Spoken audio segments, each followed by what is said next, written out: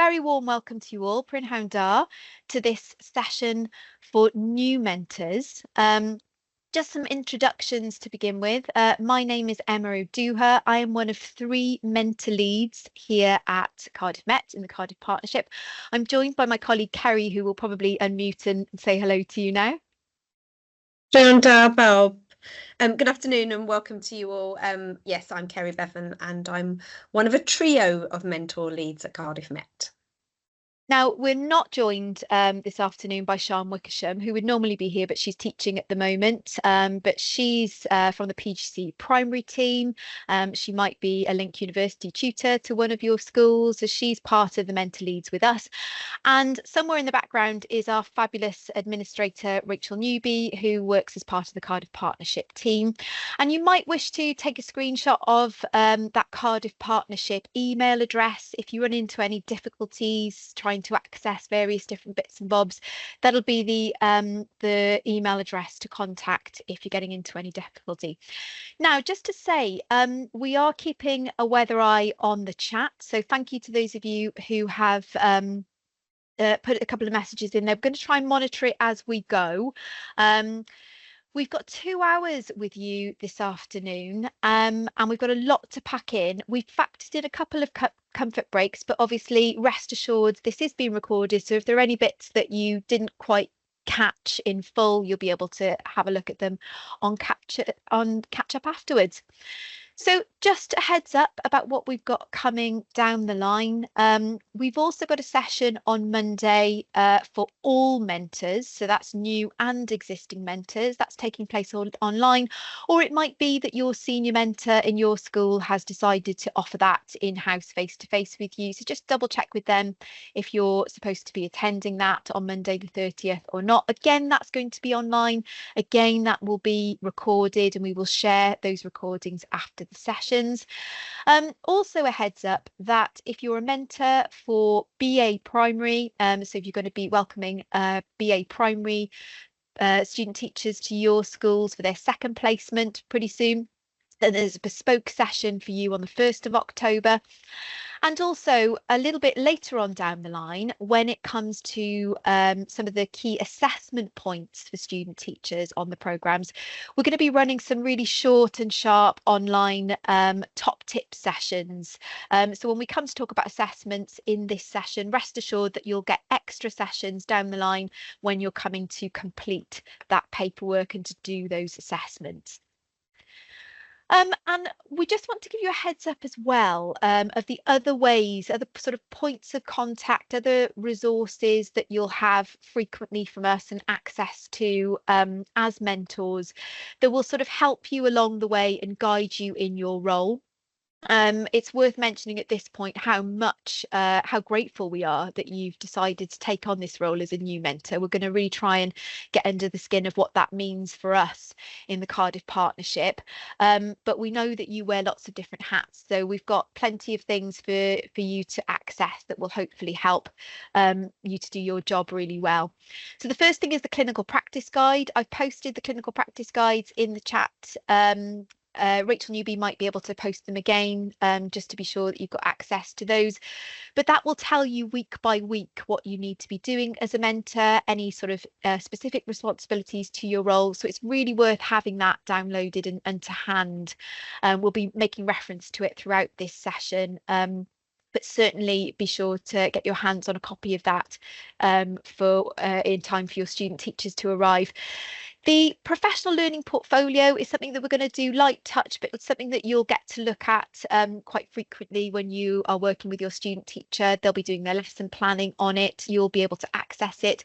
But we would ask you at this stage, if you do receive, if and when you receive correspondence from us about getting linked up to your student teacher's PLP, if we could ask you to do everything that you're asked to do in a timely fashion, we'd be really grateful, because you will complete the student teacher's assessment paperwork on the PLP. So if you don't have access to it, then that can cause some problems down the line. If I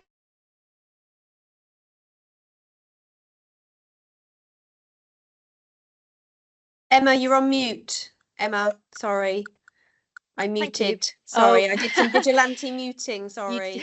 That's okay. That's okay. Vigilante muting caught me out there. Apologies. I'll repeat that. So another repository that we've got that you will be added to as a mentor is the Cardiff Partnership for ITE area on Microsoft Teams. If you haven't got access to that yet, you don't think you've been added to it, then Rachel Newby will be able to help you with that. So you can use that ITE@Cardiff Met email address to do that. And we've got a special channel on there for mentors and senior mentors that we'll show you a little bit later on. You've of course got your senior mentor in your school. We met with senior mentors last night and did some professional learning for them. So they're going to be a really good port of call to support you in your role. We send out weekly senior mentor and mentor briefings that will be emailed out that are likely to be sent to you from your senior mentor. And that again will sort of give you a steer on what you need to be doing for that particular week. And of course, you've got the fabulous Cardiff Partnership admin team that will help you if things come up as and when.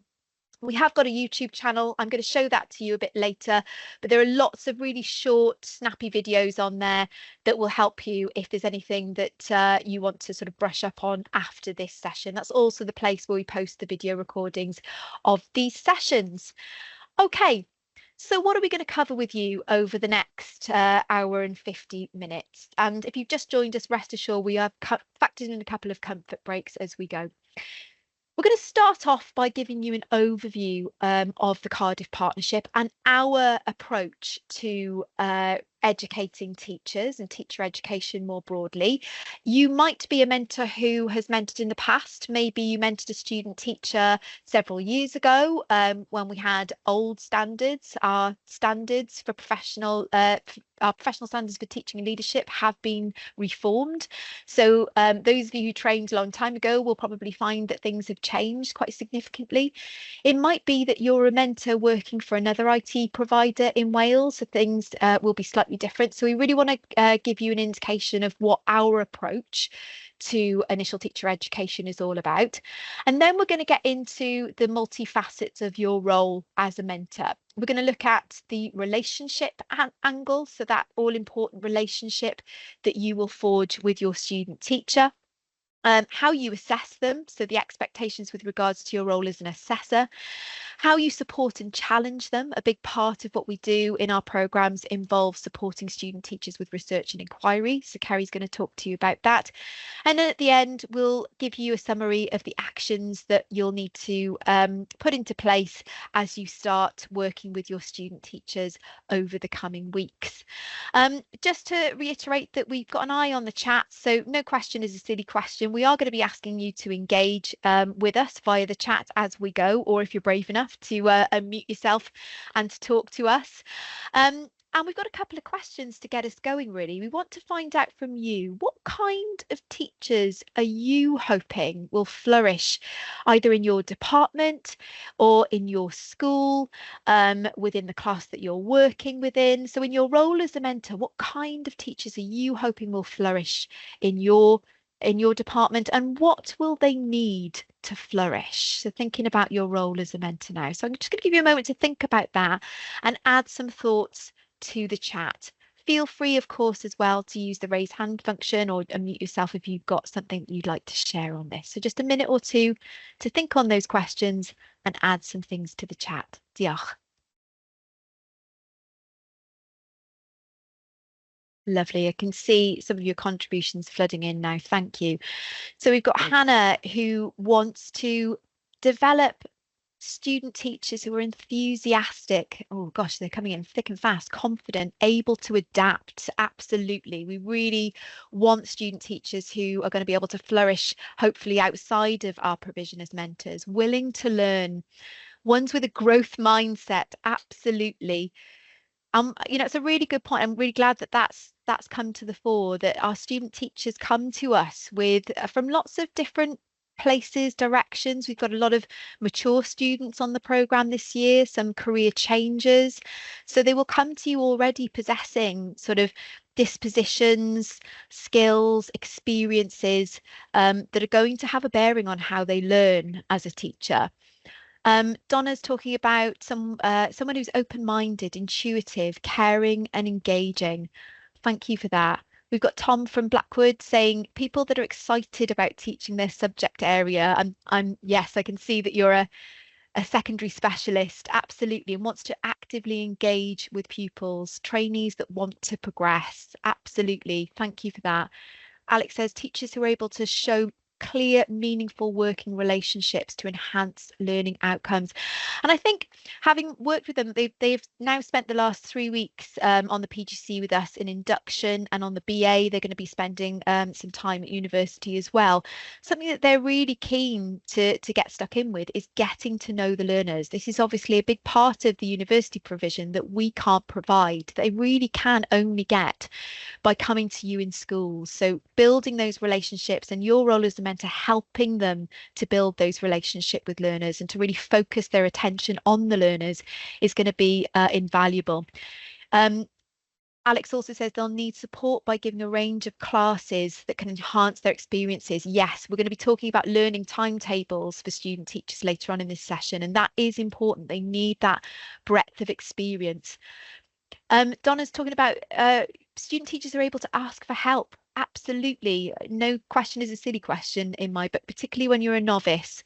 Adaptability, certainly in the current climate, somebody who can show initiative, confident, open-minded, enthusiastic. We're seeing some themes coming through here. And we're also seeing that maybe a different flavour of sort of attributes and qualities depending on the phase. So we've got someone from Basleg here saying, as a computer science teacher, I'm happy to have a trainee who exists. Yeah, absolutely. We can't ignore, can we, that we're in a climate of, crisis really in the teaching profession. We're really struggling to retain teachers, particularly in certain subjects.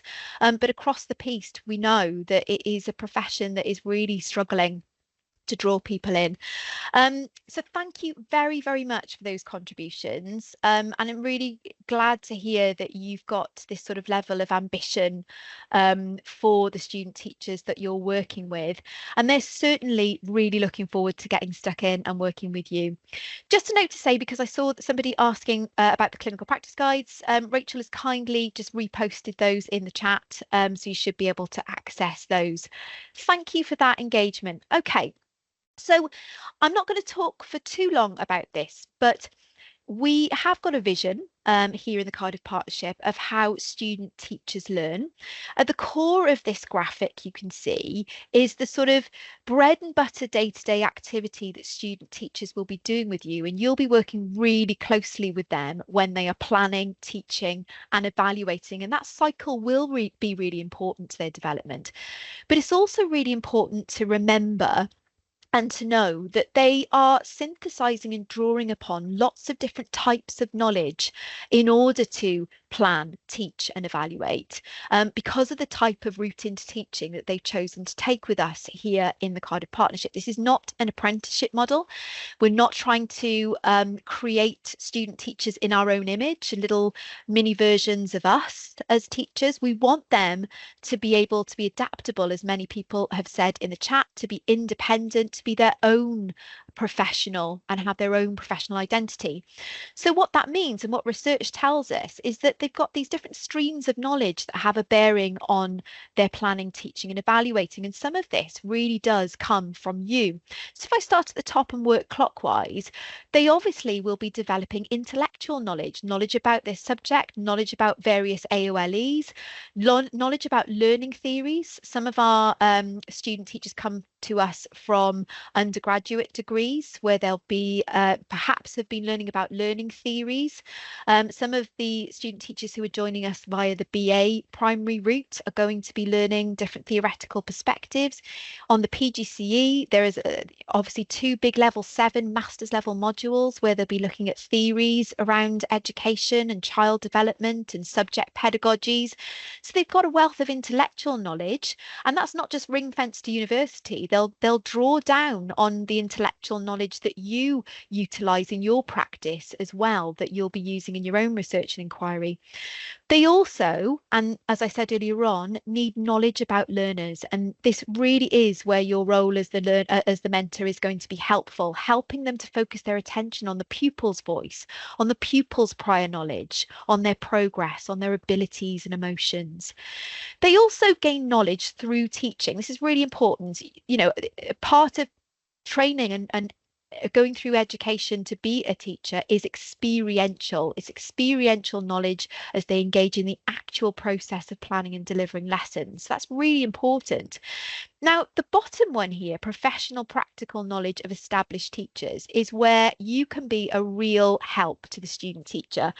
When they're observing you early on teaching, it's likely that everything will look seamless, everything will look effortless, and everything will look really expert to the novice eye. So it's really important that you, as an experienced teacher, are able to sort of share that practical wisdom that you've got. Tell them why you're doing things that may appear to be easy to the student teacher after the lesson. You know, sort of unpack what happened with them after they've observed your lesson. Work with them to make that sort of tacit knowledge that you have got and that you've built up over the years visible. Make that the implicit explicit, as it were.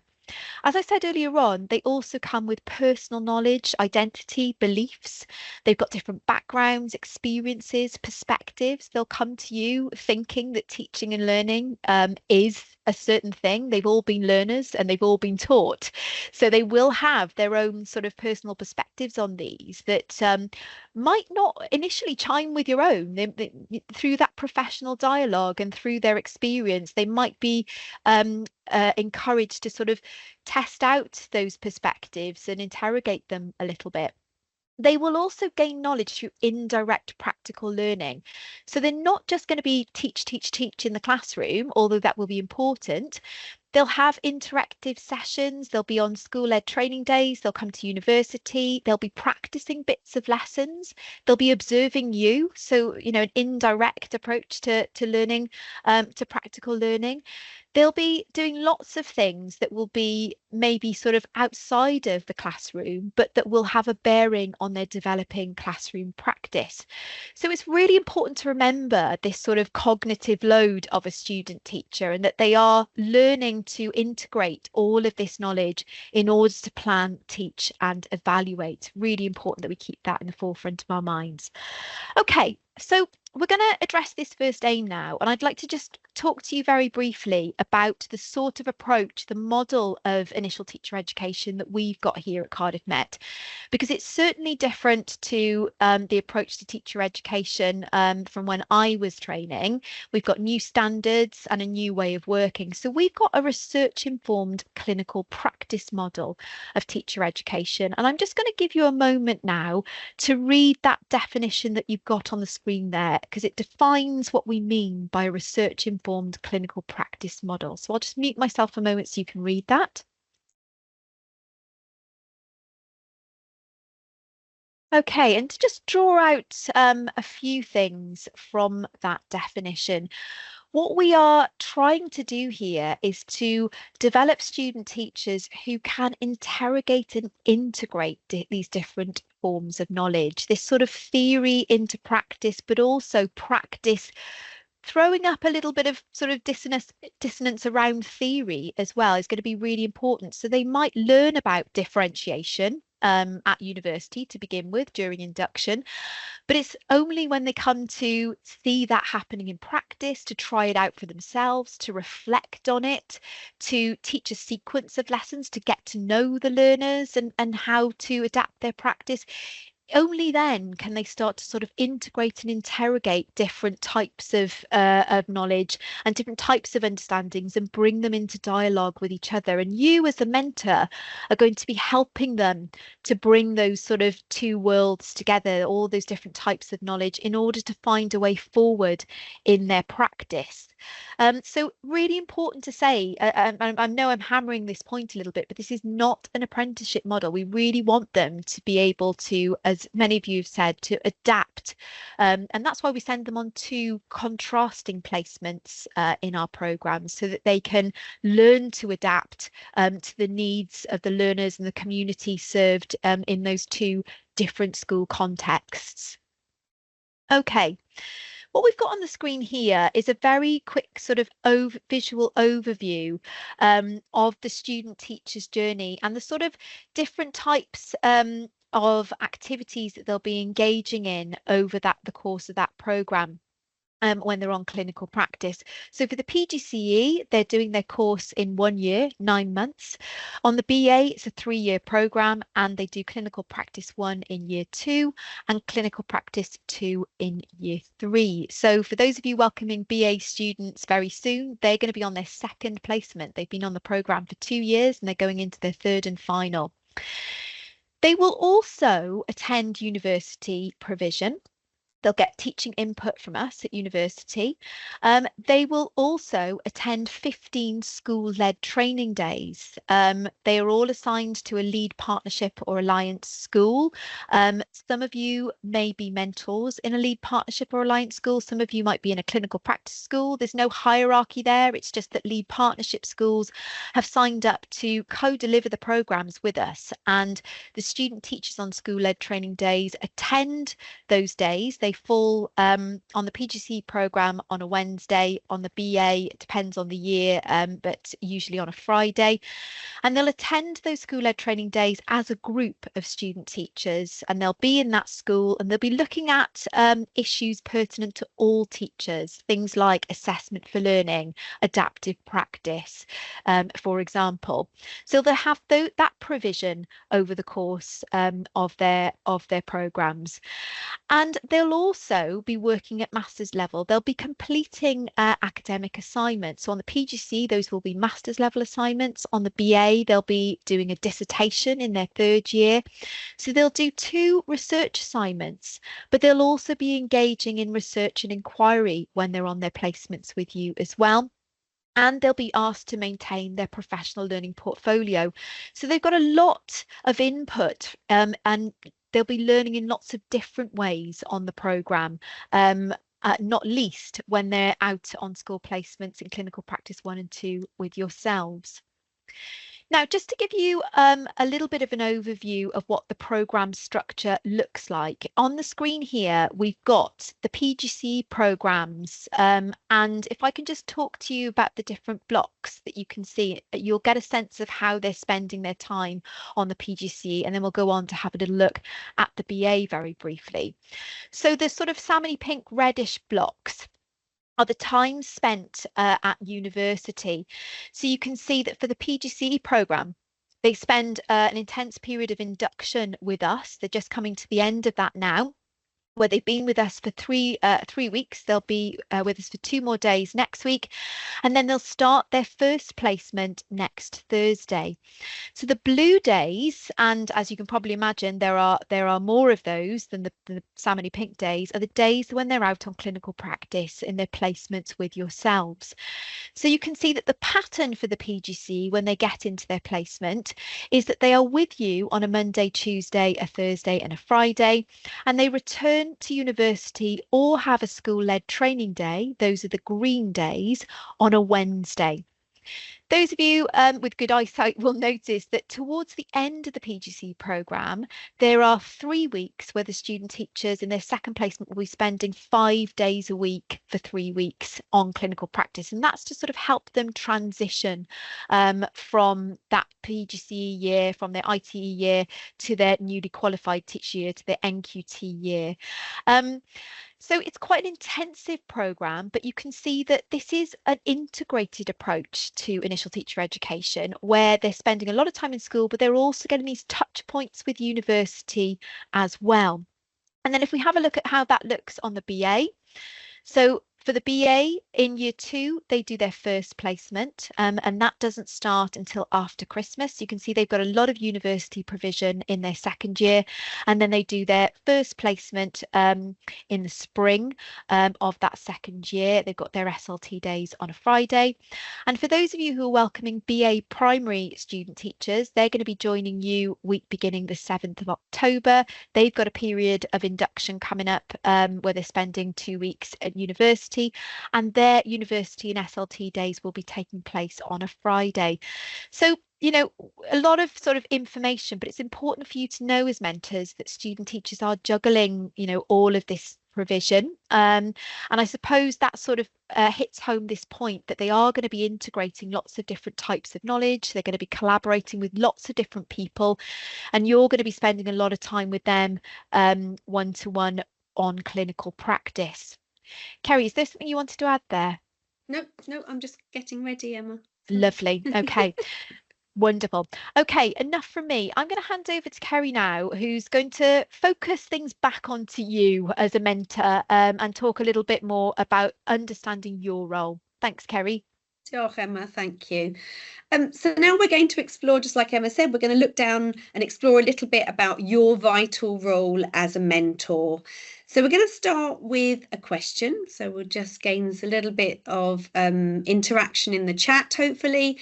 And we'd just like you to reflect upon what personal qualities do effective mentors possess in the first place, and then also perhaps what aspects of the role are you most looking forward to? So we have 2 questions there. Perhaps you can identify Q1, Q2, and we'd really appreciate your answers in the chat. So what personal qualities do effective mentors possess, and what aspects of the role are you most looking forward to? So I'll just give you a couple of minutes to write some answers, and we'll have a little look. Lovely, thank you. First one coming in, empathy.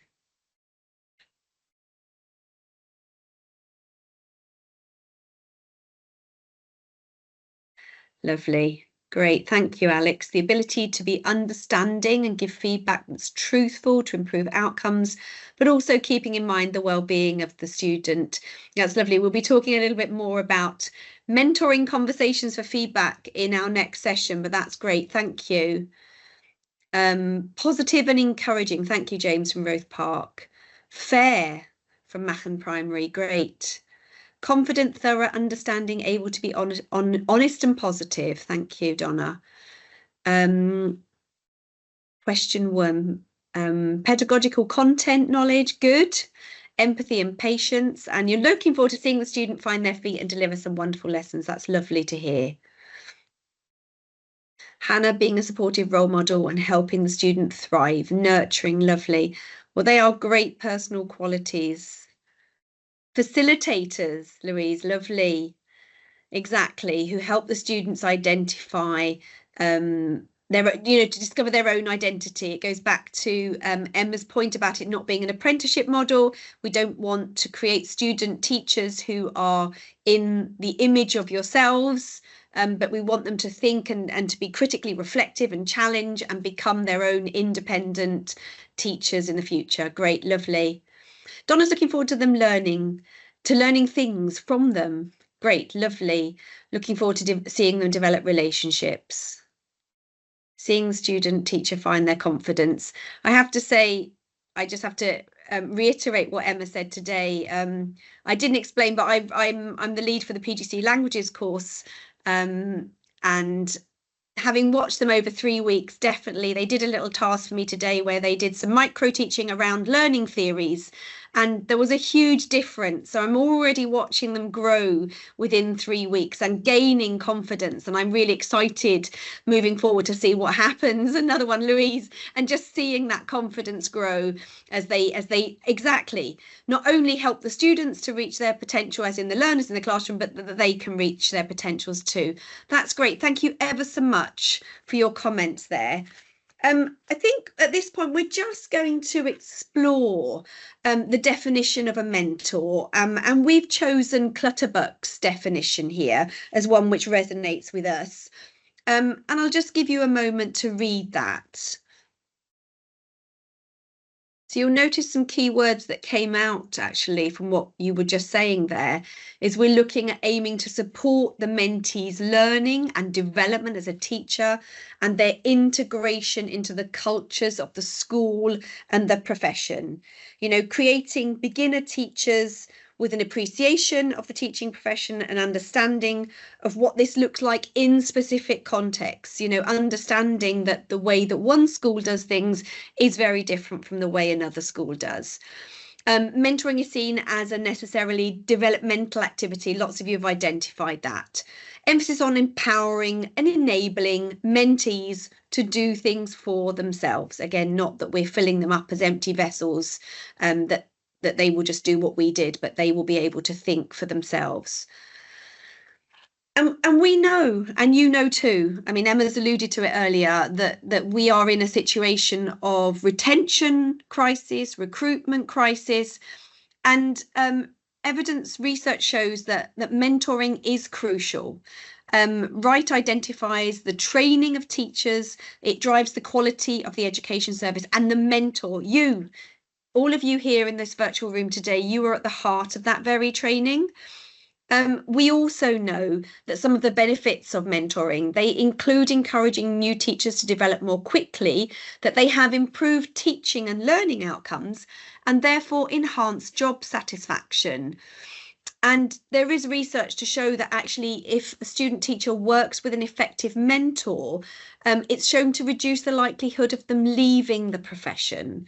So your role, and all of you here today, you are vital. You really are essential in nurturing the student teacher during this year and beyond into their NQT years. So we just thought we'd show this to you. So this you will find in the clinical practice handbook. It's here for you to read though, but if you want to refer to it later, it just shows you what the minimum student teacher entitlement is. And how this particularly relates to you, to senior mentors and to mentors.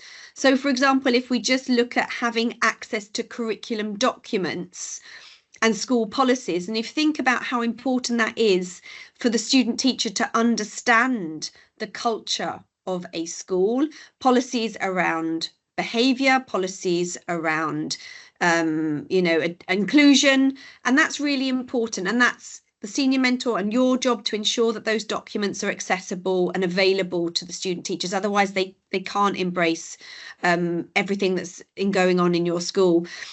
Obviously, weekly planning, review and evaluation meetings, and we'll talk about those in a minute. But that also is a minimum student teacher requirement, having ongoing oral feedback. And for some of us, so for primary teachers, primary mentors here in the room, and if we go back to the weekly meeting, it feels as if, particularly when you've got a student teacher with you all day, every day, that you're always giving feedback and that is an ongoing dialogue, which is absolutely true. That said, you still need to have time and space just for a formal meeting in order for the student teacher to sort of just be able to take stock and be able to differentiate between sort of an off-the-cuff discussion and actually maybe a more formal mentor meeting. So all of those aspects are related. You monitoring the professional learning portfolio, that's also part of your remit, and that's something that student teachers are entitled to. So just bear in mind that it's worth having a look at that and identifying and thinking carefully about what the school and what you as mentors are delivering to our students. So we're going to look now at the role of the mentor, and we're going to look particularly at the relationship aspect.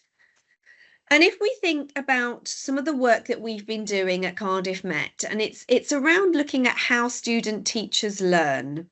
And rather than assuming that it's sort of a sequential stage in development, we think that it's perhaps more useful to focus on three significant facets of how beginning teachers learn and how they interact and how we interact with them.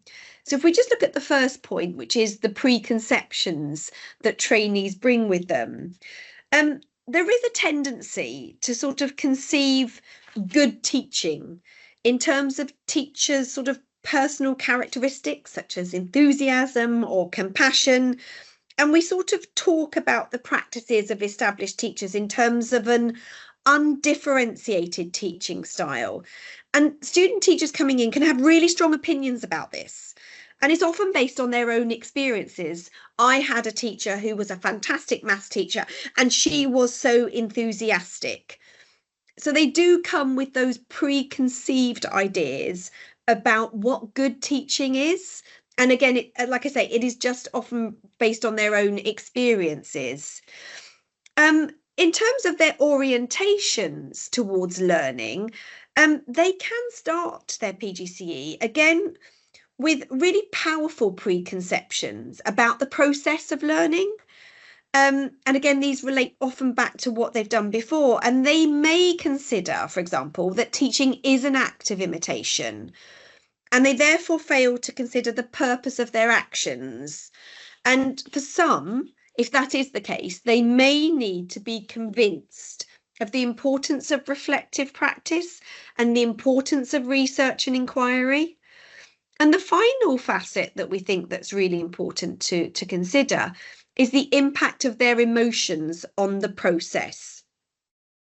And it's that component that sort of combines the two above. So if, for example, a student teacher is predisposed to imitating practice and less inclined to reflect on why an approach did or didn't work, they may actually find it emotionally taxing and overwhelming when they're faced with unstructured research and inquiry time. So that's why, for example, those students might need a more prescriptive approach. You can't just say, go explore differentiation. They will need something much more prescriptive because they're just overwhelmed by what they've seen and what they've heard and the discussions that have gone on. So just bear in mind that those might be three important facets to consider when we think about beginning teachers and their learning. The other element that we need to acknowledge is understanding the needs of the student teacher as an adult. And again, Emma has said, we have a wide range of students who are training this year, many mature, some with masters, some with PhDs.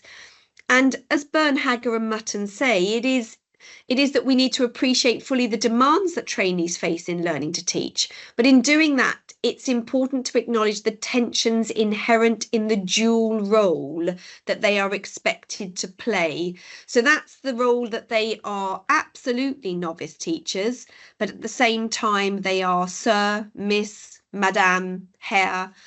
And that there is a sort of a tension there. So again, back to the chat. So how can you get to know and understand the needs of your student teacher?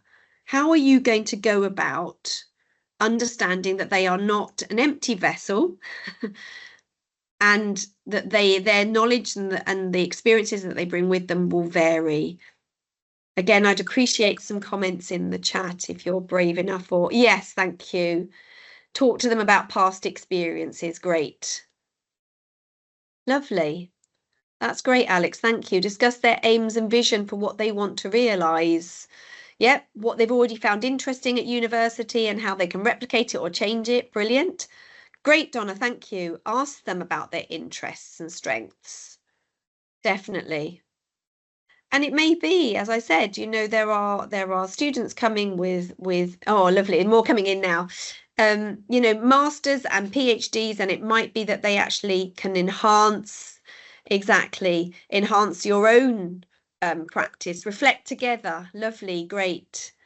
Either from their schooling or strengths and weaknesses experience. Listen to their needs. Thank you, Tom in Blackwood. Exactly. So absolutely sitting down and having that first conversation and not just thinking, right, here we go, wham, bam, let's go. Actually taking that time out to explore the fact that they are adult learners and it's not the same as just filling them up with knowledge. And our second question, perhaps, just for reflection, is what difference could that make to your practice as a mentor? So if after that first conversation you get some information, how is that going to shape how you are as a mentor, do you think?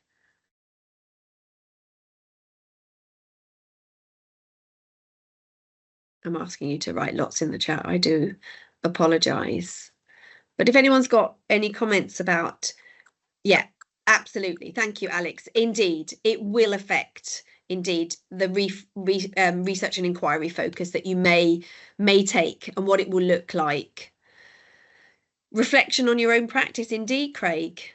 If you know their strengths, you could direct them to start teaching from that point. Indeed, we're not all starting from the same point. That's exactly it. Find other ways to support them and ask advice. Great, Donna.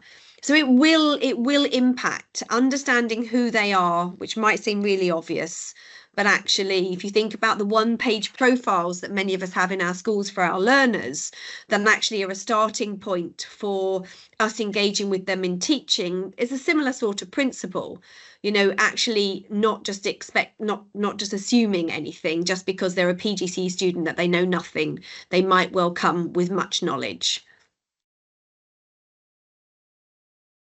And I suppose with all of that in mind, then, when are these conversations going to take place? And I've already suggested or said that there will be weekly mentor meetings, formal weekly mentor meetings between the student teacher and the mentor. We know that schools are money poor and time poor, and we ideally would like these to be timetabled and prioritized at the start of the week, just because it sort of raises the profile, and also it's the start of the week and everyone feels slightly more awake and alive. Putting them on a Friday after school sort of makes it relegated to sort of last position, and maybe the student teacher would then perceive it to be less important. But we understand that there are needs and there are demands within a school, and sometimes it's just not possible. So within these weekly mentor meetings, it is really important that you as the mentor, that you tailor it to the needs of the student teacher. And there will be times and some students who need much more prescription, whereas for others, they will come with questions and areas for discussion and reflection. So it's just being open to that. We suggest some activities, and actually within the PLP, and Emma will show you in a second, there is sort of a structure to this 1 hourly meeting, but we suggest a well-being check-in, encourage them to set the agenda. We say quite clearly to the students here that they should take ownership of those mentor meetings. You know, they should be driving the agenda. They should be coming with questions based on what they've seen, what they've read, the discussions they've had, the pupils they've talked to, the work they've seen. Within that meeting also there is a synthesis of feedback on teaching, where you will give where you'll discuss strengths and areas for development. During that meeting, there's the opportunity for the professional learning platform where you can do a check-in.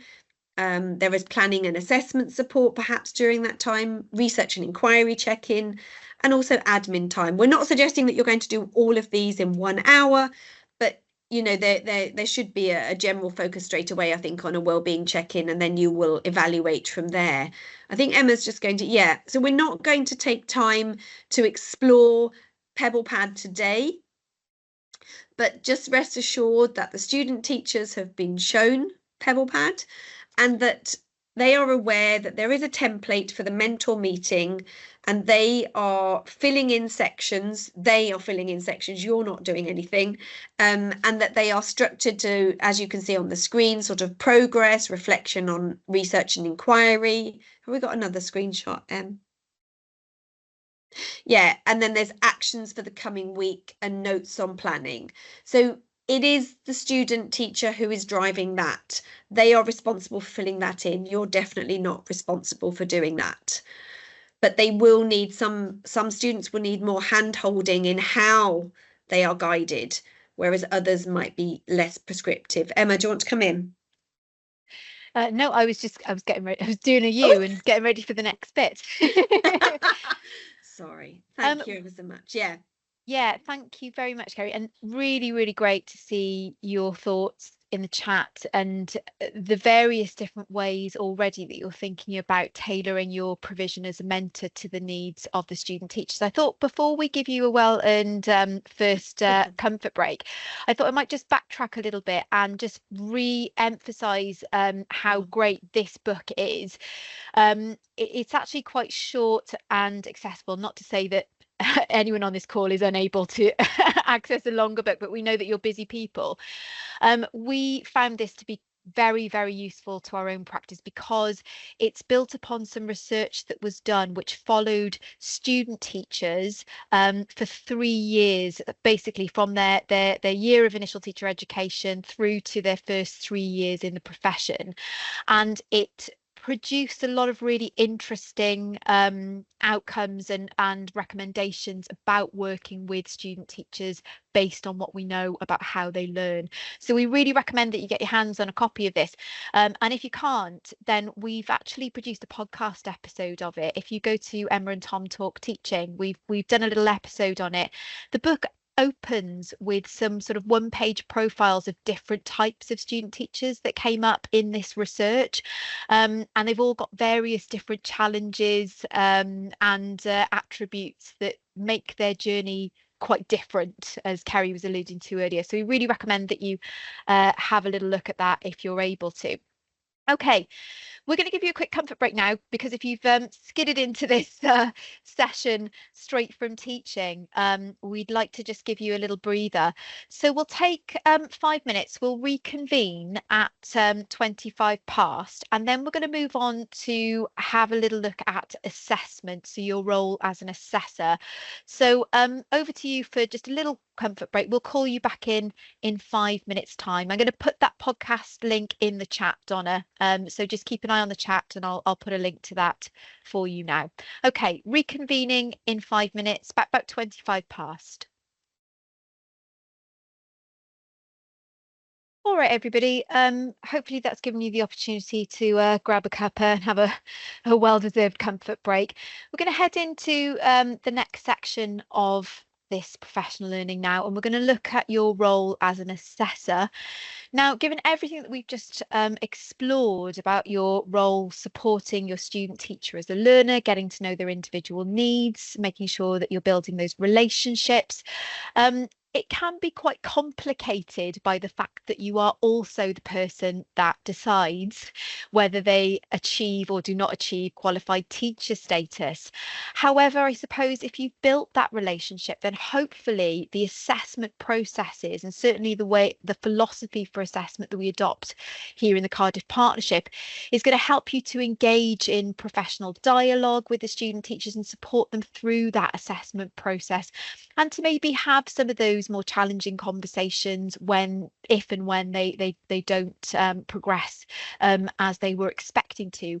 As Kerry alluded to earlier on, this is not a linear process of learning to be a teacher. They're not necessarily going to progress in a nice upward trajectory. There are going to be bumps in the road, not least when they transition now from this period of induction at university through to, being in front of classes. And as Kerry said earlier on, being a professional, but also being a learner.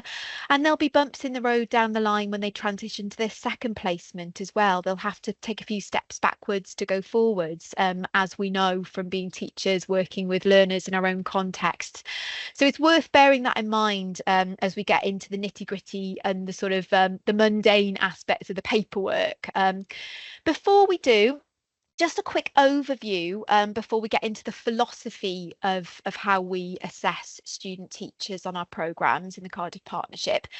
The sort of nuts and bolts of what you will do when you're assessing student teachers on our programme is that there will be sort of informal formative assessment that will be taking place on a day-to-day basis.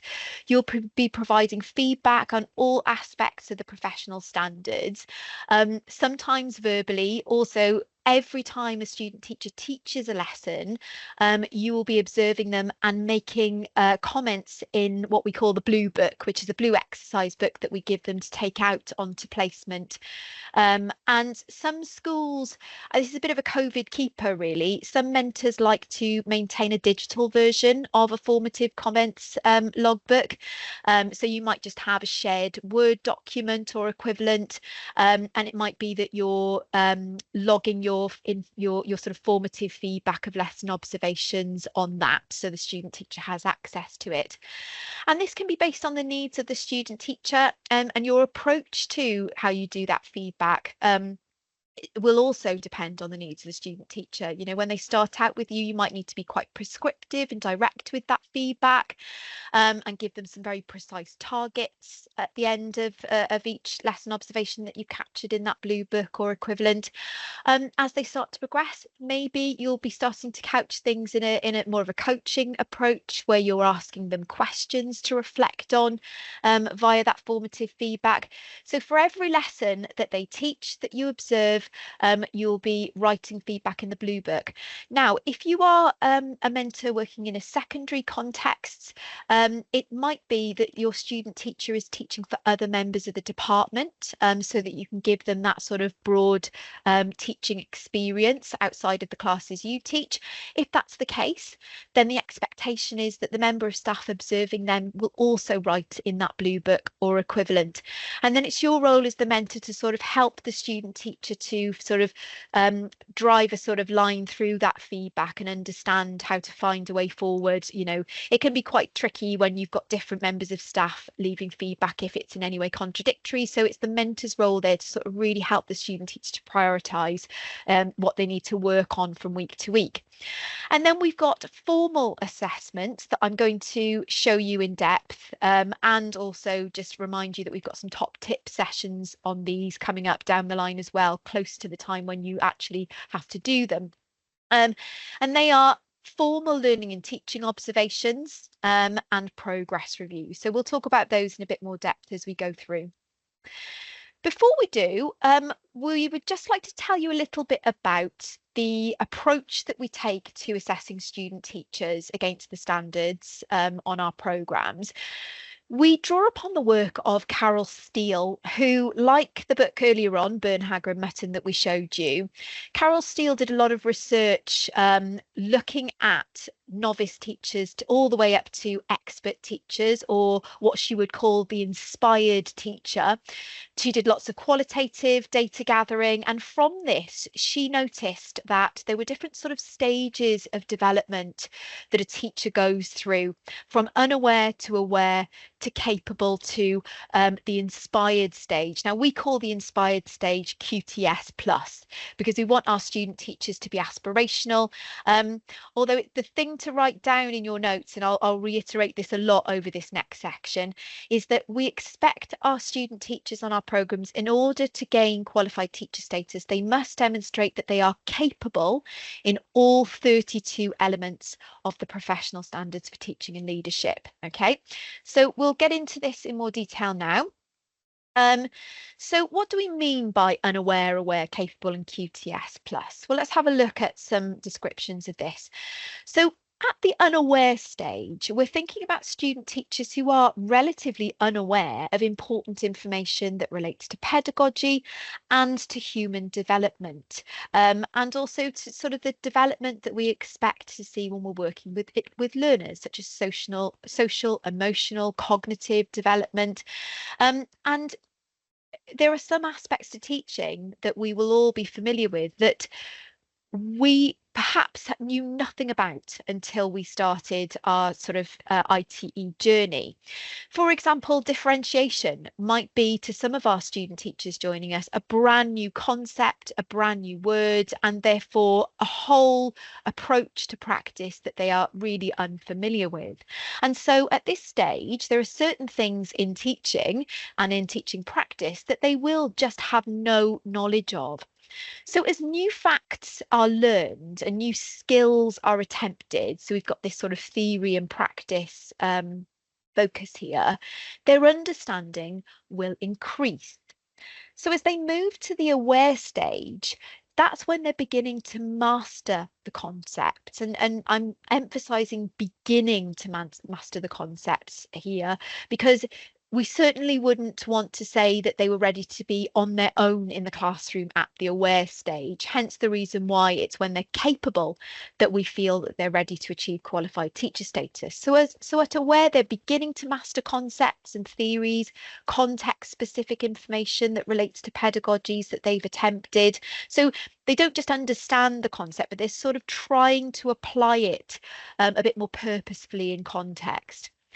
They're aware, but they're not yet able to independently and confidently apply these theories, these practices, these practical skills associated with teaching.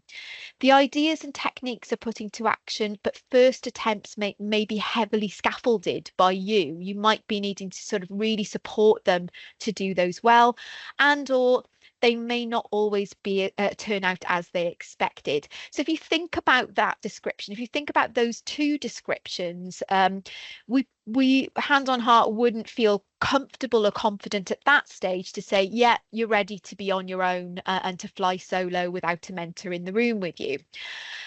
By contrast, then, you will know that the student teacher has reached capable when their dispositions demonstrate that although they might still need to concentrate quite intently on their planning for or applying a particular teaching technique or skill. For example, I, hand on heart, when I got into my NQT year, can't say that I was absolutely rigorous, robust, and exceptionally positive in my efforts in differentiation. I think it's taken me quite a lot of years to develop my practice in that area. So we're talking about student teachers that are capable as being, needing to really concentrate on what they're doing. However, they will have and be increasingly comfortable with a repertoire of skills. And at this stage, they're able to sort of draw upon that repertoire and adapt in the moment. We'd feel comfortable and confident when they're at the capable phase that if they didn't have us there with them, then they could adapt in the moment because they've got that knowledge and experience to fall back upon. So emphasizing this again, it is at that stage, at the capable stage, that they will be achieving at a level that is consistent with qualified teacher status. And I'll just reiterate that they need to be at capable at a minimum in all 32 elements of the professional standards for teaching and leadership in order to gain qualified teacher status. But as I said a moment ago, we want them to be aspirational. So we've also got QTS Plus, which is aligned with the induction descriptors that NQTs need to meet in the professional standards for teaching and leadership. And at that stage, things should be really firmly embedded and very consistent in their practice, as we would expect them to be after, their induction year in teaching. So you will be using those descriptors when you're considering the student teacher's achievement within the professional standards. Now, I'm just going to stop sharing my PowerPoint just for a moment. And I'm going to show you a page that we've got in the clinical practice guide. And Kerry, I wonder if you wouldn't mind just popping your camera on for me and just giving me a thumbs up when you can see this. Now, thank you very much, Kerry. So for those of you who have got the clinical practice guide to hand, in the PGCE clinical practice guide, you're going to be looking at Appendix 6, and this is actually page 89 of the PGCE clinical practice guide. If you're on the BA, it's Appendix 5, okay? But you don't need to be scrabbling around looking for it, because I'm just going to show you this very, very quickly. You can see that in the clinical practice guide, we have given you some adjectives to sort of help you to determine whether a student teacher is at the unaware, aware, capable or QTS plus stage. And it sort of adds a little bit more meat to the bones of those descriptors that I gave you a moment ago on the PowerPoint. So you can see that at the aware stage, the student teacher is having some impact, but they're not capable because we wouldn't say at this stage that they're mainly impactful in what they're doing. So you can, if you draw across from unaware to QTS plus, you can see the sort of progression in the student teachers practice, and also in their sort of behaviours, in the implications of in the impact of their practice as they move from unaware to aware to capable to QTS plus. So it's worth noting that you've got those there also to help you make your judgments. So I'm just going to go back now to sharing, and I'll just take a pause for the moment as well, just to check that we haven't got anything going on in the chat. Kerry, have you got anything that's come up in the chat that's worth mentioning? Or you're on mute. Sorry, rookie error. Sorry, no, Emma. Okay. Rachel is dealing with some EWC questions. That's fine. Thank you. Okay, and I've just noticed that I've put up the wrong PowerPoint, rookie error on my part as well. Okay, so we're going to need to have a little look then at the professional standards themselves now. As I mentioned a moment ago, you are going to be assessing your student teachers against all 32 elements of the professional standards. But for those of you who are less familiar with the professional standards, as you can see, we've got 5 main standards of pedagogy, collaboration, innovation, and professional learning.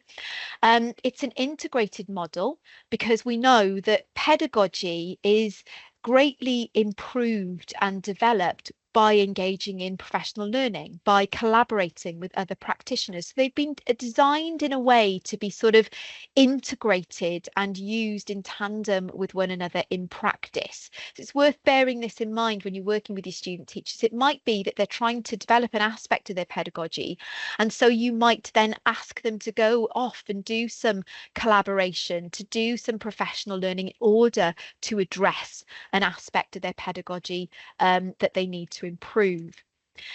And then within the clinical practice guide, within the appendix that deals with assessment of student teachers, you've got a table that includes all 32 elements of the QTS standards, and you've got all of the QTS descriptors there.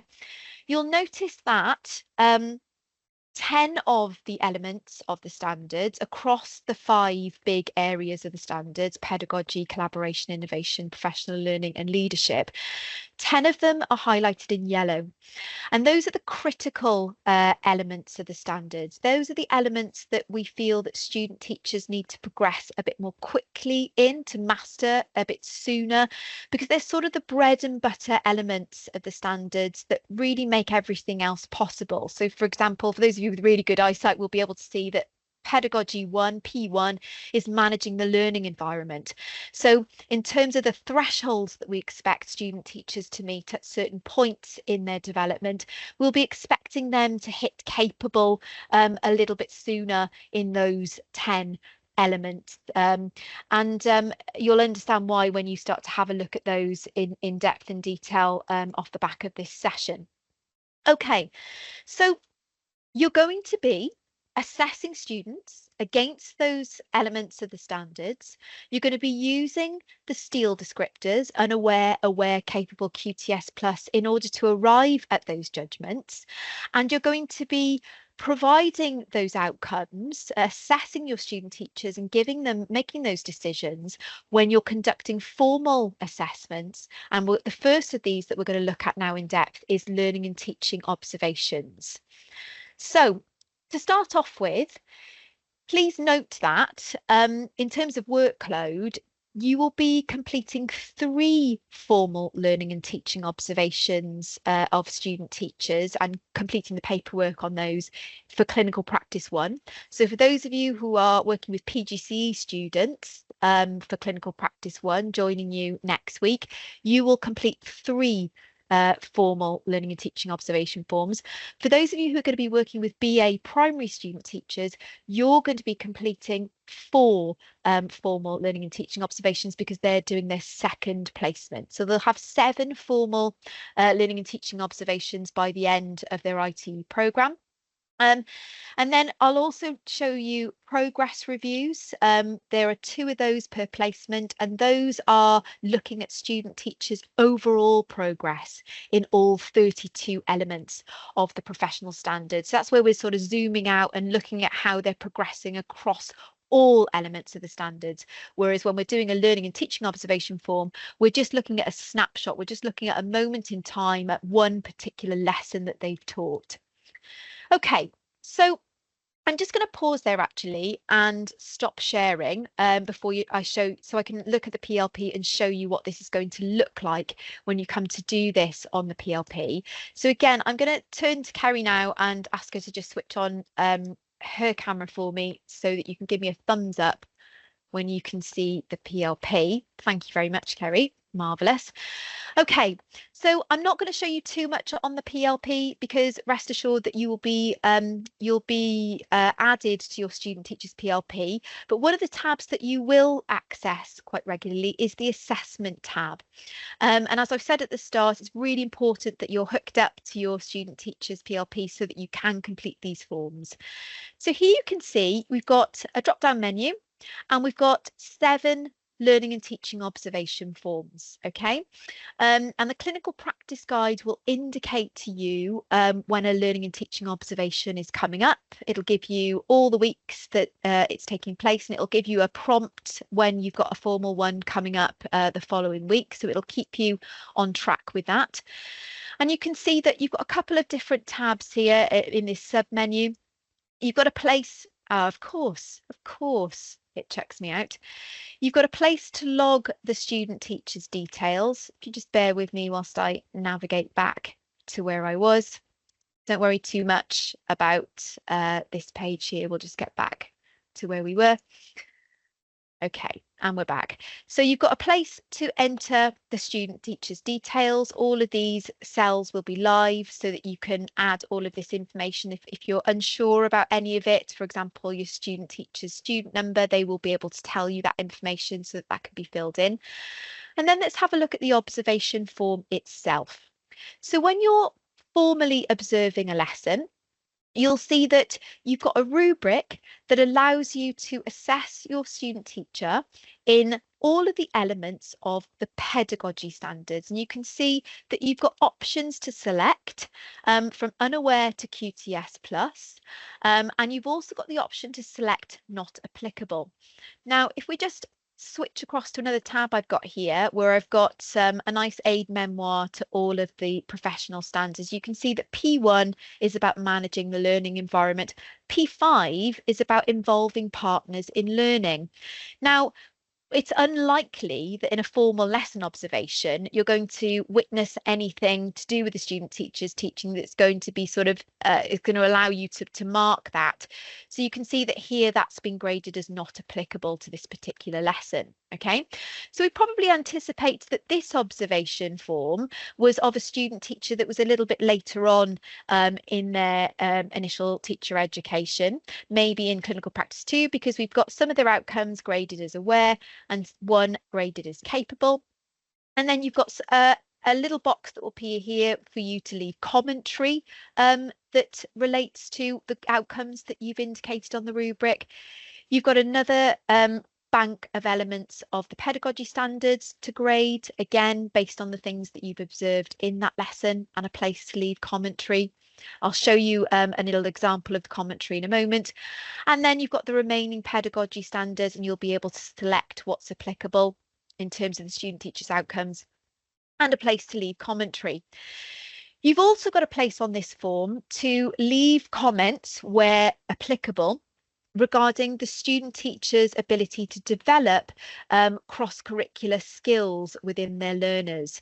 So how effectively did the student teacher in this particular lesson develop the pupils' literacy, numeracy and or digital competence?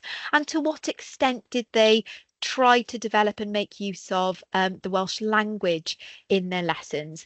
Now, we're not asking you to comment on all of those areas in this aspect of the learning and teaching observation form, but to comment on anything that's particularly applicable to that lesson that you observed. Because we've got high standards for student teachers professional attitudes, professionalism and professional behaviours.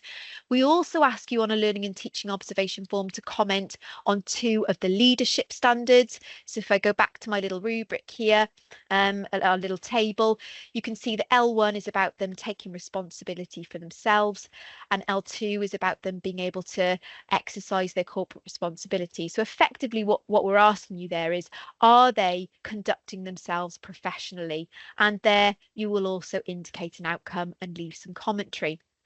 At the end of this formal learning and teaching observation form, you'll give them some targets and suggest some strategies for improvement. You'll be asked to indicate whether the student teacher is upholding the code of conduct, which is also available for you to look at in the clinical practice guide, and it deals with all kinds of aspects of professionalism that you would expect us to hold them to account over. We ask you to indicate if their PLP is up to date, and really importantly, if you've got concerns over the student teacher's progress, there's an opportunity there to click yes and a prompt to speak to your senior mentor immediately. And I think I'll just pause and mention at this stage that it is really, really important, and we would really encourage you to notify us if for any reason you've got concerns about your student teacher's progress or conduct. The sooner we can deal with those, the better. So, you know, don't feel afraid of clicking that button if you have got any concerns over their conduct or their progress. Really, really important that you flag those up to us at the earliest possible stage. So that's the formal learning and teaching observation form. I've got a question here from Louise. Let's have a look. When we select the concern button, is this seen by the trainee? Yes, it is, Louise. It's a really good question to ask. And I think that raises an important point, that this shouldn't really come as a shock to the student teacher. So you will have the opportunity to release that form when you're ready to release it. So it won't be visible to the student teacher until you've released it. And so it might be appropriate for you to have a conversation with the student teacher before that, so they know that this is coming, so it doesn't sort of blindside them. And then when you release the form, it's not going to come as a nasty shock. It'll also give you time to maybe talk to your senior mentor and to gain a little bit of you know, another perspective on whether or not this is concern over progress. And then, you know, you might sort of change or adapt your decision based on that conversation with your senior mentor. Okay, so that's learning and teaching observation forms. Just to end that little bit, I've got a little snapshot here on the screen for you. So you can see the sort of commentary that we would like you to try and use when you're writing up learning and teaching observation forms. I'm just going to mention this very, very briefly, because we will go into more depth on this when we do top tips for learning and teaching observations later on in the year. But notice that the feedback is constructive. It includes advice for improvement. So for this particular PGCE secondary maths student, they've been advised to try chunking the lesson. And there's some examples that the mentor has given. Notice that the feedback is cross-referenced to elements of the standard. So the first comment says, knowing all of the pupils' names is helping you to build increasingly positive relationships. And that relates to P1, to managing the learning environment. And finally, you can see that this mentor has used the language that's associated with aware and unaware. So here they've used increasingly positive. I showed you that table earlier on with some of the adjectives associated with aware, unaware, capable and QTS plus. And the mentor is matching that language, if I just go back a slide, to the judgments that they've made and indicated in the rubric. So it should all align nicely and be nice and clear for the student teacher. So moving on there. Now I'm just going to pause at this stage, because we've finished talking about learning and teaching observation forms, and we're going to go on to talk about progress reviews. And I'm just going to pause for a moment there just to check that no one has any questions about what we've presented so far on that front. There's nothing in the chat at the minute, Emma, but obviously okay. Yeah, and it's quite dense, this section of the professional learning. Louise has a question. Hey, Louise, feel free to unmute yourself and ask it out loud. I'm sure others will have the same one. Hi. Am I unmuted now? Yes, you are. Okay. When I was training to be a teacher, I remember discussing with my mentor like some specific standards that we would focus on in a lesson that Yes. I was then going to teach. So I would Yes. then have that as evidence to upload to my like online portfolio thing.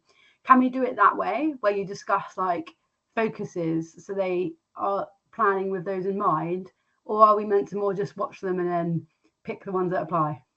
The former, Okay, absolutely the great. former. That we're gonna cover this in much more depth on Monday, because we're going to be looking at learning conversations and how we prep for observations. But absolutely do Okay. that. That's such good practice, and that's really going to help them to focus their efforts for that, because they do get quite nervous about these formal, even though you'll be observing them all the time. When it comes to Yeah. these formal ones, the stakes will feel a bit higher. So yeah, anything you can do to sort of help them prepare for that, such as the approach you've mentioned, will be great. Because also, if we were being observed even now, we'd never get all 32 standards into one of our lessons. So, and Yes, at different parts in a scheme of work, different ones are more applicable, aren't they, or more appropriate? absolutely that. Absolutely that. And that's why for a formal lesson observation, we're not asking you to grade all 32 elements. You're just going to be focusing on the relevant pedagogy elements. Okay. Hope that comes across. When you start using the form, you'll see, the only other standards that we ask you to grade for a formal lesson observation are the two leadership ones, and that's because we just want to keep tabs on how professional they're being.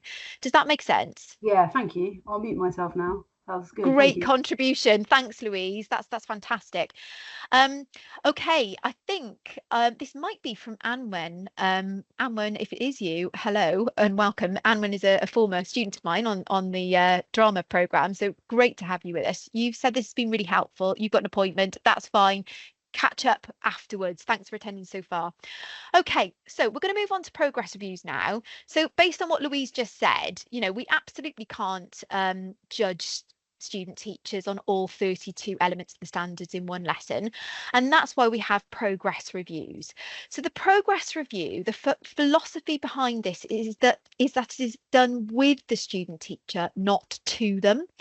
We give them a lot of support in how to prepare for progress reviews. So you shouldn't be having to do too much coaching to tell them what to do to get ready for this, because we give them sessions on this. But you've got a sort of 5-step process that I've tried to mark out on the screen for you there, which starts off with the student teacher self-assessing against all 32 elements of the standards on the PLP. So there's a place on the PLP where they will do that. Then, based on their self-assessment judgments, they will write a synthesis of progress, a little bit like what they're expected to do as a newly qualified teacher. Although I know they're moving away from PLEs now, for those of you who have ever worked with NQTs. But what this is asking them to do is to sort of step back, and having sort of graded all 32 on a granular level, to go, okay, where are my areas of strength and how did I get there? What are my targets for development and how am I going to get there? So that then when they come to meet with you as the mentor for the progress review meeting at step 4, you will have had the chance to have a look at their self-assessment judgments and their synthesis of progress. So you're able to sort of get a bit of an insight really into sort of how accurate their own judgments are, how they're reflecting on their own progress, and it might be that at the start, when they're really new, they might be a bit harsh on themselves, or they might have a little bit of an overinflated sense of where they're at. So this can be a really useful way of getting to understand the student teacher's learning dispositions, their orientations to learning. So they do all of that prep work, and then you have a look at it at stage 3. You then meet with them to discuss their progress and their targets. Now, of course, you're not going to have time in that meeting to discuss all 32 elements. So you're probably going to be quite tactical there, and maybe focus that conversation on elements where the student teacher has overgraded themselves and you think that actually, no, you're not capable yet on that front. You're aware, or perhaps they've been, they've undersold themselves and they've put themselves as unaware for something, and you think actually no, I'm seeing more evidence of aware at this stage. So you'll have that meeting. And then you will complete your part of the progress review form on the PLP. So once again now, I'm just going to switch my screens. Kerry, I'd love you to come back on screen so I can just be sure that this is sharing. And perhaps you could unmute yourself, Kerry, and just let me know, because I can't actually see you at the moment. So let me know when you can see this. Yep, absolutely, Emma. Thank you. Thank you very much. Okay, so you're going to go to the assessment tab on the PLP. You're going to go to progress reviews, and you can see that there are 4 progress review forms in here, 2 per clinical practice placement. So if you're a mentor for CP1 or CP2, you're going to do 2 of these for your student teachers during the time they're with you, 1 at the midpoint and 1 at the end. And again, you've got a place to put the student details. You can see that we've got the place where the student teacher self-assesses. So they'll fill all of this in with their self-assessment judgments. And then you've also got a place where you complete your judgments and progress review. So again, you've got a rubric where you're going to be identifying where they're at this particular stage. Notice that you haven't got the non-applicable option for this, because this is a snapshot of, you know, how they're progressing in all 32 elements at this moment in time. Notice that you've got the opportunity to, and we'd like you to click these boxes if the student teacher has met those particular elements of the standards at the correct threshold. I'll talk about the thresholds in a minute. You'll remember earlier on that I mentioned that the ones in yellow, the 10 critical elements of the standards, they are expected to progress in a little bit faster than the others. So if they've met those at the appropriate threshold, at the appropriate level, then you'll click those. And then you've got a place to outline some qualitative comments, some areas of strength and some priorities for future development. And it follows that same structure for all of the standards. You will grade them.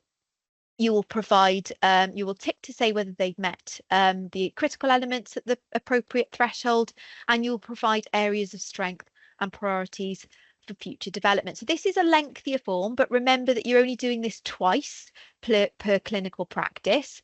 And here you can see we've got all of the elements of the standards. You've got the professional learning elements, you've got the leadership elements, the innovation elements. So you're going to be grading and providing feedback on all of those areas. Okay. And then towards the end of this form, we've got some other areas that we'd like you to just give a really basic indication of their outcome on. We'd like to know their levels of competence with regard to their personal literacy skills. So if you're noticing some minor issues come up, maybe when they're writing on the board, maybe when they're sharing PowerPoints or resources with the learners, there might be some minor issues that they need to develop. So you're going to indicate accordingly.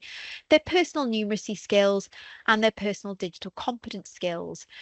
You've also got a place on this form to indicate the number of absences they've had at this point. Again, to indicate if they're upholding the code of conduct, and to again indicate if there is concern over progress.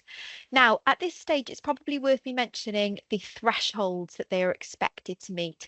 Now, there will be concern over progress if they're not meeting the expected thresholds for each the expectation at each progress review, and these are all built into the PLP, so you don't have to figure these out on your own. They're all there accessible for you when you need it. So for student teachers who are starting their first placement, their first progress review will come halfway through clinical practice 1, and at that stage student teachers must be achieving aware against the 10 critical descriptors. So the 10 yellow ones, they've got to be graded as aware. If any of these have not progressed beyond an unaware category, then you must trigger concern over progress. Okay, so they've got to meet that threshold, and if they don't, then it triggers the concern of a progress procedure. Now, I'm not going to tell you about that today because your senior mentors are going to be well aware of that, but I am going to just go to progress review 3, because I know that on this call there'll be mentors perhaps working with BA student teachers on their second placement. So your first progress review will be of progress review 3, the midway point of their second placement, and by that point all descriptors should be judged as aware as a minimum, and student teachers must also achieved capable in the 10 critical descriptors. So the bar is quite high for Progress Review 3, particularly, you know, if we think about the fact that they're getting to know a new set of learners, a new school. So again, you can see that these thresholds tell you that if they've not met the standards at that particular threshold, then the concern of a progress procedure must be triggered. Okay, I'm going to sort of leave that as a light touch on that, because hopefully none of your students will have to go on concern of a progress, but just rest assured that your senior mentor will be there and your Link University tutor will be there to sort of guide you through that process if your student teacher is not progressing at the rate that is expected. Okay. And just finally, to end this section on progress reviews, just to reiterate some of the things that I've said, I'm just going to come to the comments bit here.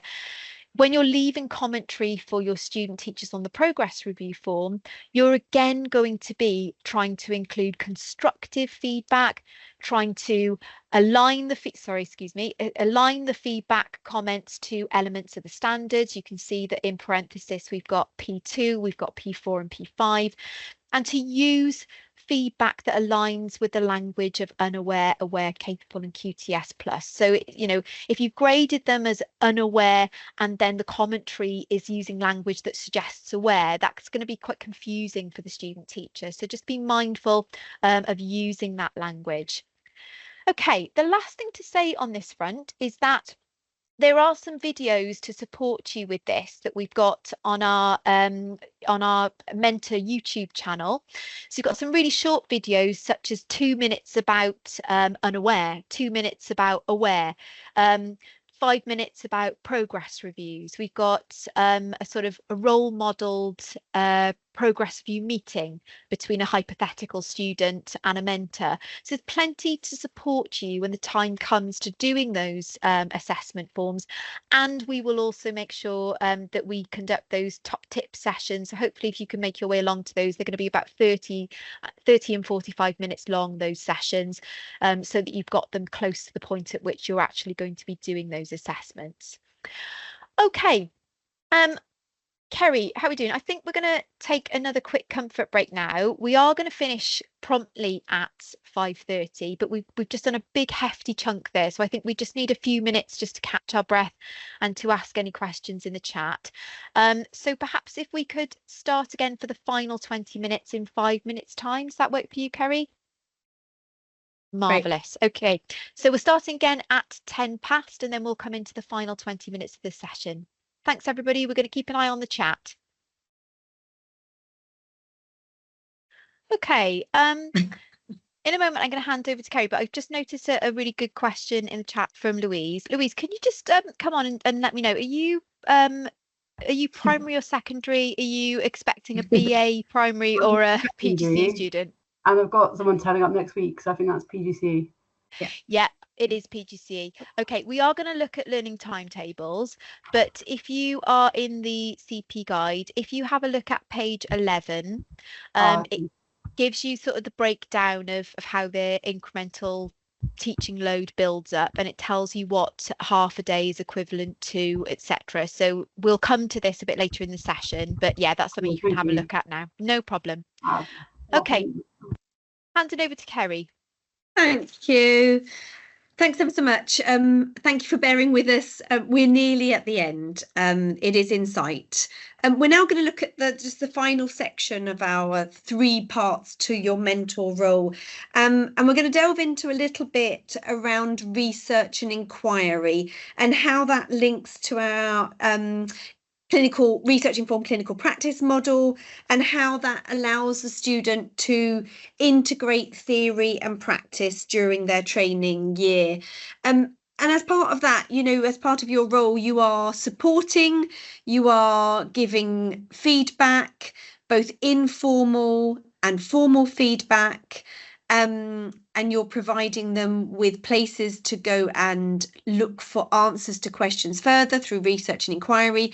And you're also setting targets throughout the year and throughout their clinical practices. So we just got one little task that we'd like you again to engage with. So research and inquiry, what is it? And how might research and inquiry support a student teacher's practice and student teachers learning and developing practice? So how might research and inquiry support their learning and developing practice? I'll just give you a couple of minutes to jot down some ideas in the chat. So how might research and inquiry support? They can use evidence to inform their future practice. Thank you. Indeed. Give ideas and strategies for different ways to approach pedagogy and how to create solutions. Thank you, Louise. Yeah, great. So new ideas. Brilliant. Looking at current trends within practice. Great, Alex. And then apply that within the support of the classroom. Yep. The idea that strategies may fail. Fantastic.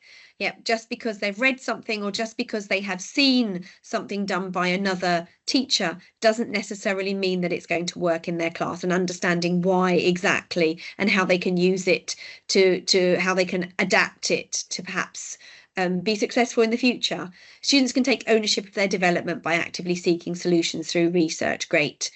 It can encourage students to try different teaching approaches, be more intuitive to the children, understand children's culture and backgrounds. Fantastic. Thank you, Donna. Thank you all for your contributions today. We've really appreciated all your comments and your engagement in the chat. And indeed, and we appreciate that actually research and inquiry has a bit of an image issue maybe, and times students perceive research as being purely academic research, which of course has its value, and they don't always necessarily understand the different elements to research and inquiry. We're going to take a much deeper dive into research and inquiry next week. So rest assured that if you're a little bit worried about research and inquiry and what that actually means, we're going to talk you through it a little bit more, because it is one of the priorities that we're working in within the partnership. So we're going to skip a few. Yeah, thank you, Emma. So research and inquiry, this is in your CP guides. There is a PGC Appendix 5 around research and inquiry, and for BA, those who are receiving BA students for CP2, it's Appendix 2. So what's it for? And it allows research and inquiry, I'm just going to read, is time to bring many types of knowledge. So the different types of knowledge that Emma described earlier on in today's session, it allows them to bring the types of knowledge to bear on your teaching so that you can develop your practice. And again, it's the word research again that makes people immediately jump to books and articles. And they need to think about more practical types of knowledge. An observation is research and inquiry, team planning, team teaching, practicing small chunks of lessons, conversations with more experienced colleagues. Research and inquiry shouldn't be separate from improving. In fact, it contributes to the development of the classroom, as so many of you have said in the chat. We do have prescribed research and inquiry tasks that can be worked on in your research and inquiry time. There are assignments, there are Welsh development tasks, we have subject for specific and phase specific tasks, and also there are school-led training tasks. So there are a wealth of prescribed research and inquiry tasks. But from your perspective, you might take a more bespoke approach based on the student and the position that they're at within their journey onto becoming a teacher, and you might take that, decide how you might address a particular area or an area of interest. It doesn't have to be one for development, and how you're going to address that, and perhaps set particular tasks for your students to do, and that may be not necessarily reading an academic paper.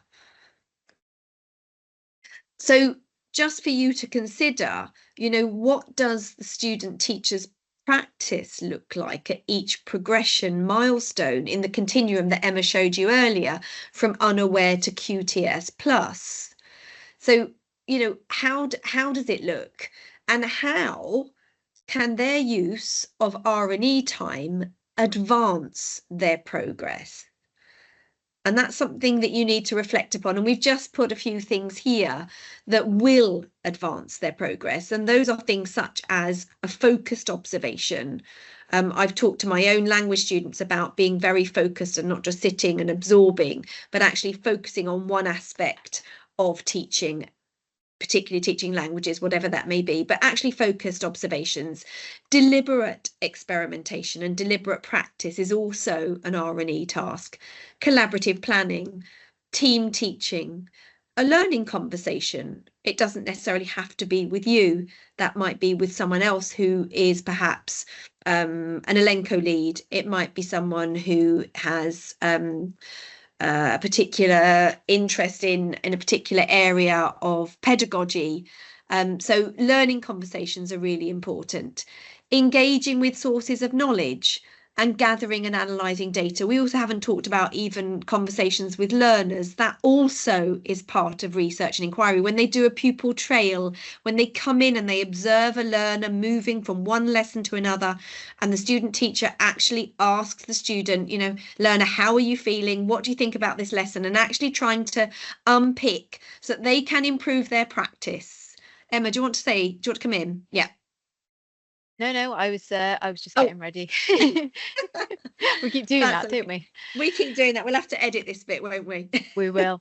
Okay, so as Kerry said, we've gone light on R&E because we know that we're going to go take a much deeper dive into this on Monday with all mentors, because we know that this is an area that mentors and student teachers needed a bit of extra support on, because they have a bit of time on their timetable on a weekly basis dedicated to R&E. So making the most of that time is going to be really important, and making the most of it so it impacts their practice. So Louise was asking earlier on in the chat about how much time they need to spend for various different things. And that was a really nice precursor to a segue to learning timetables. Now, it's important to mention that, as Bernhager and Mutton, which is the book that we showed you earlier on with the green cover, say, student teachers' timetables are learning timetables. I think it was somebody else in the chat earlier on that said that it's important to sort of give them a broad range of experiences. So whether that's a broad range of experiences of AOLEs within the primary phase, and in the secondary, you know, giving them the broad range of ages, giving them key stage 4 and 5 experience, you know, giving them exposure to GCSE, AS and A-level classes. Yes, we might be reluctant to hand them over entirely to our student teachers, but remember that once they graduate from this programme, it's likely that in some instances they might be on their own and entirely responsible for GCSE, AS and or A-level. And so if they haven't had that experience, even in a very sort of supported way, maybe even just team teaching, then, you know, they might not have had that experience at all before they're expected to do it solo. So really important that we think carefully about their learning timetable, not just as a schedule. So you as the mentor need to make some careful judgments. I'm sure you've already started thinking about this, you know, which classes am I going to be assigning them to in secondary, in primary, which sort of aspects, which AOLEs am I going to introduce them to teaching independently sooner than others? You know, how am I going to get them to get to know the class really well before they're flying solo in various different aspects of their timetable. So the CP guide will help you with this process. So you'll notice that within the CP guide, this is a little screenshot from the CP guide for PGC. I'm going to show you the BA in a minute. You've got a table at the front which shows you how their time is broken down. So you'll see that they've got research and inquiry time, time for independent teaching, time for team planning and teaching, PPA time, and you can see when they're on university or SLT days. Now, important to note, and this is all in the clinical practice guide, that half a day is the equivalent of 2 lessons and 1 day is the equivalent of 4 lessons. So you'll notice just by seeing this table that as they progress through the placement, their independent teaching load increases as their team planning and teaching decreases. So we're just gradually increasing their teaching load independently. This is an incremental model because they are learning. And you'll see that research and inquiry remains constant throughout the placement. And likewise, if we have a look at the BA, You'll see that again, they've got that gradual build up of independent teaching, of team teaching. Now, note that this is for student teachers on clinical practice 2, so they start independent teaching a little bit quicker. That independent teaching load increases at a quicker rate than those who are on clinical practice 1 on the PGCE. And what we've also put in the clinical practice guide are some exemplar learning timetables. So here's one from week 8 of the PGC course, so around about October. And you can see that at this point, the student teacher has 1.5 days of research and inquiry. They've got 1 day of independent teaching and 1 day of team planning and teaching. And you'll notice that this secondary mentor has decided that the student teacher is ready to teach year 7 and year 9 independently. Those are the classes highlighted in yellow. And the student teacher needs a bit more time to support and experience before they take over year 10 and 8K independently. So they are allocated as team planning and teaching. So there's like a nice even spread, but this mentor has thought carefully about which classes the student teacher is going to teach independently sooner than the others. And then if we have a quick look at the snapshot of a primary student teacher on their first placement, we can see that they've adopted a similar approach. So this student teacher is ready to teach some AOLE sessions independently because they've observed them being taught during research and inquiry time previously, and they've had experience of some team planning and teaching. This student is less experienced in others. So for example, maths and numeracy, they're teaching independently at the end of the week, following a team planning and teaching opportunity at the start of the week. So we'd like you to really think carefully and almost work backwards from their full teaching load when you're thinking about putting together their learning timetable. Who are they going to be? What are they going to be teaching when they're up to their full capacity? And then working backwards from that, which classes am I going to get them working with independently sooner, and which are they going to need to sort of have their hand held for a little bit longer through team planning and teaching before I put them on their own and get them to work independently. Okay, you'll be pleased to know that we're running to time. So the last thing that we'd like you to do, in fact, this is the penultimate thing that we would like you to do, because of course we would like some evaluative feedback from you. We do get our pound of flesh, don't we, Kerry? We'd like you to sort of consider your next steps now. I'm sure you've been thinking about this as we've been going through this very dense session. So apologies that it's been quite full, but you can probably anticipate that this is a very important and crucial role. So we wanted to give you as much as possible to hit the ground running with this role. So think about your actions, think about when you're going to do these, and also think about what you need to put in place before your student teacher starts with you. What are you going to sort of put together and have at the ready for them, so that you can make this sort of transition, because they will be nervous no matter how much experience they've had before joining the program.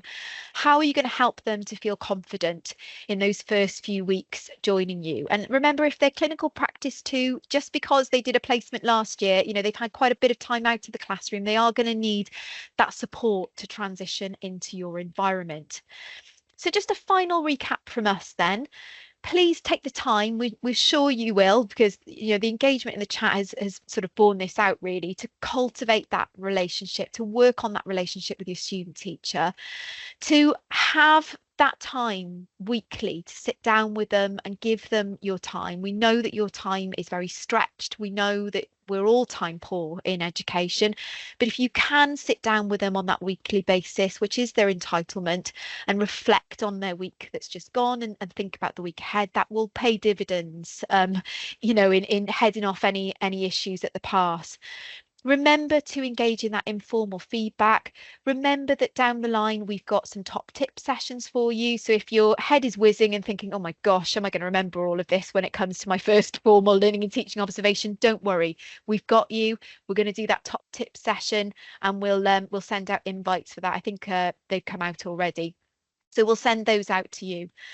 Okay, the last thing that we would like you to do, please, we've got a QR code on the screen for this, but I'm also going to hopefully put a link to this in the chat. We would love it if you could give us a little bit of feedback on this session. It should take you less than 5 minutes to do this. We're always trying to improve what we do. So if you wouldn't mind, before leaving us, just taking the time to give us a little bit of feedback, we'd be very, very grateful for that. And just bear with me. I'm just going to see if I can find the link to that for you, just in case it's not working for you via the QR code. So if you just bear with me on that for a moment.